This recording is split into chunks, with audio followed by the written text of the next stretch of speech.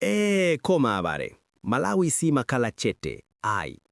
Every time we think we've seen it all, politics comes knocking like pepani, parinkani yatsopano. And today, it's a spicy one. Former President Peter Mutharika has once again grabbed the headlines after reports emerged that he has allegedly revealed or supported Maplan Amademo achipani chotsutsa MCP. Yes, you heard me right. Demo plans, opposition politics. And to make it juicier, the media boss himself, George Kasakula, has publicly apologized after his name got tangled in the web. Now, this is not your regular gossip column. This is Malawi's political drama on steroids. A mix of strategy, apology, and public relations that's got both supporters and critics scratching their heads like "Koditi kulimbirana chani?" We are breaking it down today, witty, bold, and raw, in true GlobalPulseNewz fashion. We'll unpack what these so-called Maplan Amademo mean and who's really moving the pieces behind the scenes. Why George Kasakula suddenly said pepani and whether it's politics or principle. How Peter Mutharika fits into the grand scheme, comeback or control play. The reactions from MCP, DPP, and ordinary Malawians who've seen this movie before. And finally, what this whole saga means for our democracy and media integrity. So buckle up, because tonight's ride is smoother than maize meal from Gender, but heavier than a fuel queue in Blantyre. Let's start with truth number one, because where there's smoke in Malawi politics, there's usually a whole burning mbale of nsima somewhere underneath. So what's this whole thing about Maplan Amademo achipani chotsutsa MCP? Well, simply put, this phrase is shorthand for political maneuvering. It means that there are secret strategies or plans within opposition ranks. Strategies allegedly aimed at destabilizing or challenging the ruling Malawi Congress Party. But here's the twist.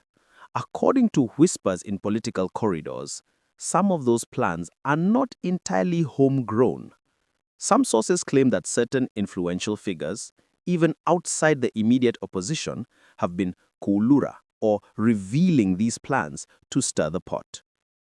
That's where Peter Mutharika's name suddenly appears like a surprise verse in a choir song. Unexpected, but impossible to ignore. Analysts are calling this a political chess game. The moves look chaotic, but they are deliberate.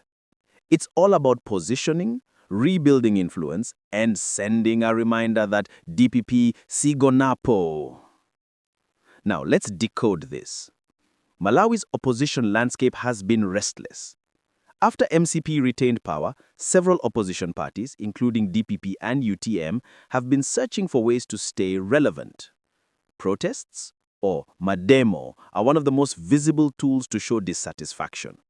But when Mutharika's name gets tied to them, it shifts from activism to strategy. Could it be that APM, the political professor himself, is using public unrest to pressure the government and test his political reach? Or could it be that his opponents are deliberately dragging his name into chaos to paint him as power-hungry? You see, in Malawian politics, rumors work like WhatsApp forwards. They travel faster than fact-checking. So in Chichewa we say, kumene kuli utsi, moto kulipo. But sometimes, Abare, it's just people blowing dust to make it look like fire. So Maplan Amademo achipani may not just mean planned demonstrations. It could also mean planned distractions designed to test who's loyal, who's vocal, and who's conveniently silent. And that's where the story gets juicier, because not everyone involved wanted to stay silent. Some spoke, some stumbled, and one particular media figure ended up saying pepani publicly. Transition hook. But who apologizes in Malawian politics these days, honestly? It's rarer than electricity without load shedding. Let's talk about George Kasakula. the man whose apology set tongues wagging all over the country. If apologies could trend, George Kasakula's one would have broken the internet in Malawi. So here's what happened. The Director General of MBC, yes, the same state broadcaster that has long danced in the middle of power and politics, publicly apologized to former President Peter Mutharika. On the surface, it looked like a professional act, but dig a little deeper and it smells like survival. Kasakula's apology came after weeks of tension between DPP supporters and MBC's editorial direction. Critics accused him of bias, either favoring one side or failing to fairly represent another. In classic Malawian fashion, the public divided faster than chips at a wedding. Some said, at least the man has humbled himself. Others scoffed, that's not humility, that's damage control. Let's be honest, public apologies in our politics are rarely about conscience, they're about consequence. Kasakula likely faced pressure from bosses, from parties, from the public eye, and chose to play safe. But that safety net came with strings. When a media head bows publicly to a political leader, it sparks a national question. How independent is our information space really? Because let's face it, MBC is not just any broadcaster. It's a megaphone for the nation's heartbeat. And when that megaphone starts apologizing, people are wondering, kodima uyamene timamva masiku yano, ndiaboma kapena ya antu. Kasakula's apology might have been personal, but its implications are public. It shows how politics and media are joined at the hip. Sometimes willingly, sometimes unwillingly. Analysts now suggest that the apology might have been MBC's way of resetting relations with DPP, especially if the network senses that the political winds might shift again soon. You know how it goes. Okamwa, umaenda ndimbendera. Still, one thing is clear. Kasakula's move softened tensions but deepened debates.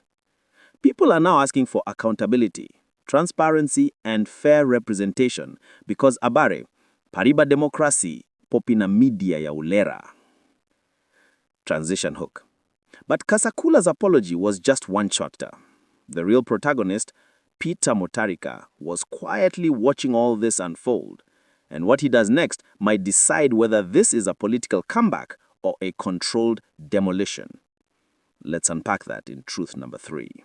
Now, let's talk about the man himself, Arthur Peter Mutharika, former president, professor of law, and the calm-faced strategist whose silence often speaks louder than anyone else's speech. When word spread that he had waulura Maplan Amademo, people gasped. Was he endorsing the demonstrations, or was he exposing them? Depending on who you ask, the story shifts like a plastic bag in Lilongwe wind. Some DPP loyalists say Mutharika was simply acknowledging that the opposition is planning peaceful protests, a constitutional right, not a rebellion.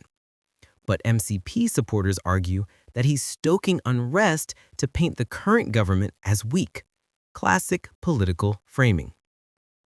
Either way, APM's fingerprints are on this moment, and that's what makes it powerful. He's re-establishing his presence, reminding the nation that he's still in the game. Remember, this man doesn't shout, he plots.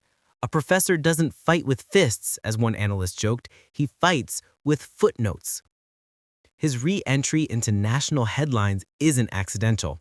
Timing is everything. Malawi's economy is shaky, public frustration is high, and political trust is as fragile as a plastic bag at a wedding. So if there was ever a moment to appear relevant, it's now. Some observers say this is part of a long-term DPP comeback plan, positioning Mutharika as the voice of stability. Others whisper that it's about influence, controlling narratives through media and business. Whatever the truth, one thing is undeniable. Mutharika akubweranzo mumathewera. And if you think this is random, remember, every political giant in Malawi knows how to plant seeds early. What looks like small talk today might grow into a full-blown campaign slogan by next year. But Mutharika's challenge isn't making noise, it's managing perception. If he's seen as stirring chaos, he loses moral high ground. If he's seen as silent, people call him irrelevant. The trick is to look calm while causing earthquakes, and that, my friends, is the art of political communication. Transition hook, but no chess game is complete without spectators and critics, because as APM moves pieces, others are reacting, fiercely, publicly, and sometimes foolishly. Welcome to truth number 4, where alliances are shifting and tempers are flaring. You know Malawi politics is heating up when even WhatsApp groups sound like parliament. After the Mutharika Kasakula saga broke, every party camp had something to say, or at least to forward. DPP supporters cheered their leader, saying APM akuwudzazawana, the government is failing and people have a right to protest. MCP officials, on the other hand, accused the opposition of manipulating the masses, warning that these so-called plans are attempts to destabilize peace. But beyond the party loyalists, ordinary Malawians had mixed feelings. Some are tired of political drama. They want solutions to power cuts, fuel prices, and maize shortages, not another round of pepesa politics. Others see the protest as a democratic safety valve. Ngatiboma likikukanika kumva tieni timva dimapazi, as one caller told Zodiac Radio. Then came the analysts. Political commentators called this the perfect storm, a blend of political positioning, media attention, and public frustration. They warned that if the lines between protest and propaganda blur, democracy itself could suffer. Meanwhile, the silence from key institutions is deafening. The Malawi Human Rights Commission, the Competition and Fair Trading Commission, and even some church leaders have all issued vague statements calling for calm. Translation: Tilindimanta koma sitikufuna kulankulambiri. Social media has also turned into a battlefield. Hashtags like Kasakula pepani and hashtag Mutharika Maplan trended on Facebook and TikTok. Memes flew everywhere, from clever satire to wild conspiracy theories. It's democracy meets digital drama. The takeaway is, Malawi's public is engaged, emotional, and divided, but still watching closely. The days of passive citizenship are gone. Whether it's humor, critique, or outrage, everyone has a mic now. And that brings us to the final chapter. Beyond the jokes and the noise, what does this all really mean for Malawi's future? The answer, Abale, lies in truth number 5, the deeper message behind this whole political circus. Let's cut through the drama. At its heart, this story is about one thing: control of narrative. Who gets to shape what Malawians believe? Is it the politicians, the media, or the people themselves? Peter Mutharika's name, Kasakula's apology, and the Maplan Amademo all revolve around that invisible battle, the war for perception. In today's Malawi, the microphone is mightier than the manifesto. Media houses are no longer just informers, they're influencers. One headline can shift public mood, one apology can rewrite reputations. That's why politicians fight tooth and nail for airtime, not just to speak, but to frame. This saga proves that democracy without media freedom is like nsima without relish, bland and incomplete. If journalists can't challenge power, truth becomes optional. If politicians control the microphone, citizens become spectators instead of participants. But it's not all doom. The uproar itself, the debates, the public questioning, the memes show that Malawians are awake. We are no longer swallowing every press statement like porridge. We're analyzing, cross-checking, and calling out nonsense when we see it. Kasakula's apology, whether sincere or strategic, highlighted a truth we can't ignore. Media accountability matters. APM's reemergence reminded us that leadership is never truly retired. Influence lingers.